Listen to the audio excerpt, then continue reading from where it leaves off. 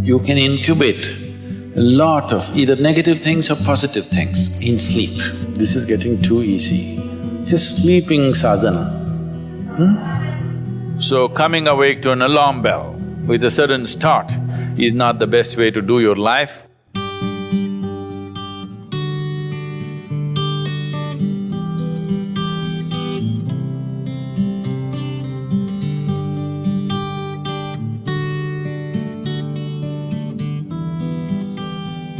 How many of you find that one day morning when you get up without any reason, you're just feeling ugly for no reason?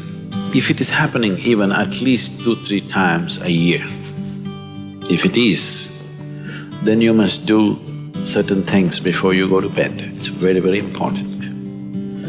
Because unconsciously, you need to understand this, you can incubate a lot of either negative things or positive things in sleep. Either pleasantness or unpleasantness, you can incubate very effectively, uninterrupted in sleep. You can also incubate it in the day, but there are so many interruptions, it doesn't happen very efficiently.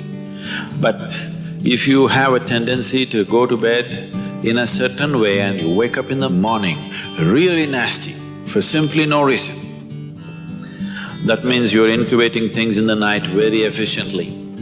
Bad eggs. This is not just about psychological disturbances, it can cause major physiological problems over a period of time. It's important that you eliminate these things from your life.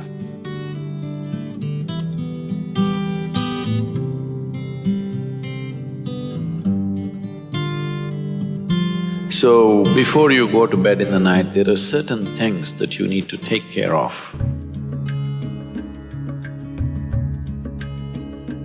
It's best if you're eating meat and other kinds of meals, you eat at least 3 to 4 hours before you go to bed. The digestion is over. Before going to bed, drink a certain amount of water and go to bed. You will see it gets taken care of just like this. One simple thing can be just a shower. Always to shower before go to bed, it'll make a lot of difference. In this weather, maybe cold showers are difficult, so you go for lukewarm showers, don't go for hot showers in the night. Go for lukewarm showers, it makes you alert. So you will think, oh, I cannot sleep. It doesn't matter, you will sleep 15-20 minutes or half an hour later, but you will sleep better because it will take away certain things. When you shower, it is not just the dirt on the skin that you're taking away. Have you noticed if you're very tense and anxious, whatever, just a shower, you came out, it feels like almost the burden has been taken away from you? Have you not noticed this? So it's not just about washing the skin, a whole lot of things happen when water flows over your body. This shower is a very rudimentary buddhi shuddhi because over 70% of your body is actually water. If you run water over it, a certain purification happens, which is beyond cleaning the skin. One more thing if you want to do, you just light an organic oil lamp, a cotton wick, some oil, anything. What do you use here? Normal cooking oil. Linseed oil, rice bran oil or sesame oil, what do you have? Olive oil, fine. Any organic oil with a cotton wick, just burn one little lamp somewhere in the room where you sleep. You will see these things will completely disappear. If you can bring in a chant or there are nightly practices, yogic practices, before you go to bed, sit on your bed and do this practice. If you want to do Isha Kriya, it's available on the net. Generally, in India, they told you should not put your head to the north and sleep. You're aware of this? If you put your head to the north and sleep during the night when you're in horizontal positions, then slowly the blood will get pulled towards your brain. When there is too much circulation in the brain, you cannot sleep peacefully. If you have any kind of, inherently weak aspects in your brain, or if you're of old age, you could die in your sleep. One can have hemorrhage because extra blood is trying to enter the brain, where the blood vessels are hair-like. Something extra is being pushed because of the magnetic pull. When you're in a vertical position, this is not so. The moment you become horizontal, this pull on the head is so strong that slowly the blood tries to move towards the brain. So to avoid this is true only in the northern hemisphere. If you go to Australia, you should not put your head to the south. If you're in India, you should not put your head to the north. You can put it any other way, it's okay. Keep this in your mind, that you are truly a mortal, okay? Not in words, really. You could fall dead right now. You may be young, you may be old, it doesn't matter, you can fall dead right now. Yes or no? Before you go to bed, sit on your bed and think this is your deathbed. You have just 1 more minute to live. Just look back and see, what you have done today, is it worthwhile? Just do this one simple exercise. And you don't know when it really happens, whether you'll be sitting on your deathbed or lying in a hospital, all kinds of things sticking into you. Who knows how it'll happen? But enjoy this every day, that you will sit on your deathbed, look back and see, today, the way I've handled these 24 hours, is it worthwhile? Because now I'm dying. If you do this, you will live a worthwhile life, believe me. So every day in the night, all of you should do this before you go to bed. Last 3 minutes, everything that you have gathered, the body, the content of the mind, things, don't ignore small things, these small things are big things. I've seen how people are carrying their own private pillow, you know, because it's very important. So, your pillow, your footwear, if you have relationships, everything that you have gathered, keep it aside, sleep.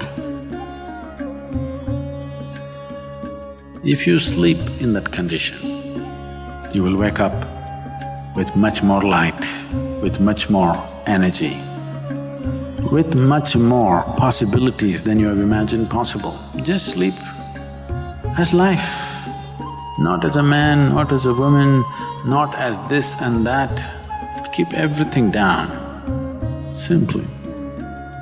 See, this is getting too easy. Just sleeping sadhana. At least this you must do.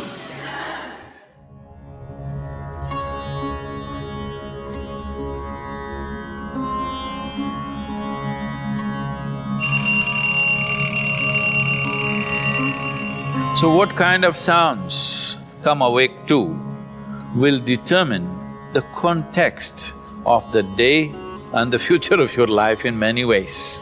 So coming awake to an alarm bell with a sudden start is not the best way to do your life.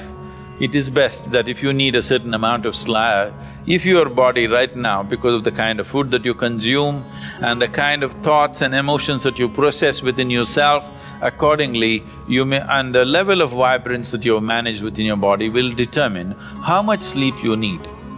Let us say you need let's say you need 8 or 12 hours of sleep. I was saying the wrong number Whatever amount of sleep you need, you know how much you need. So you go to bed early enough so that you come awake naturally. If you're coming awake naturally, and suppose you have a doubt whether you will come awake or not, if you have a certain chant, if you've identified one of the Vairagya chants, you can use it.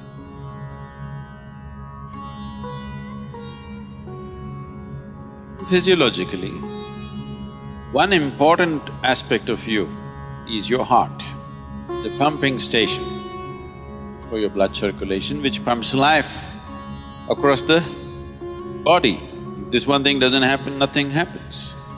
This starts from left side. So we told you, in India they have told you, when you wake up, you must roll to your right side and get up. Have they?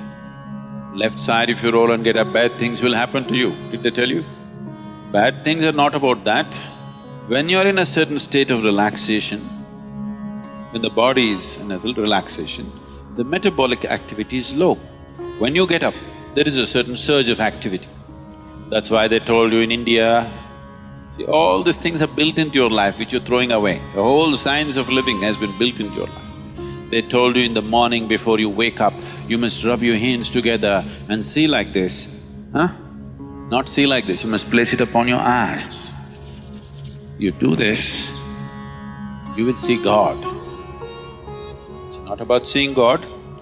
If you rub these two things together, all the nerve endings, there's a heavy concentration of nerve endings in your hands. If you do this, the system comes awake immediately. You're feeling asleep, you're feeling sleepy, just do this and see. Everything comes awake. So morning before you move your body, you get it awake first and then place it upon your eyes. Instantly a whole range of nerves connected with your eyes and the other aspect of your senses come awake. Before you move your body and your brain should be active. You shouldn't get up dumb, that's the idea. Understand?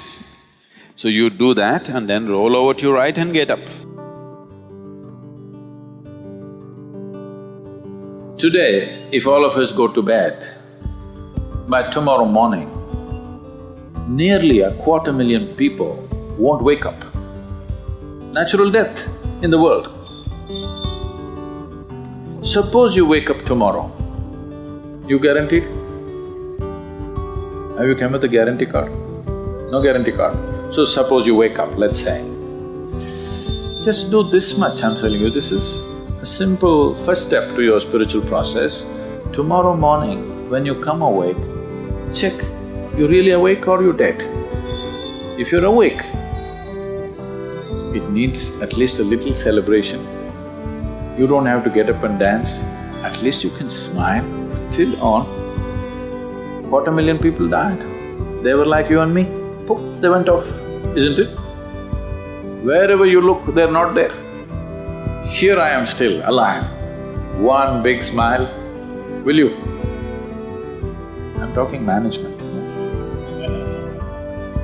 Then if 250,000 people died, at least 3 to 5 million people lost somebody who's dear to them.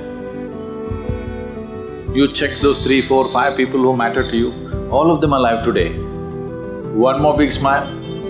Hello? Will you or not? Alive.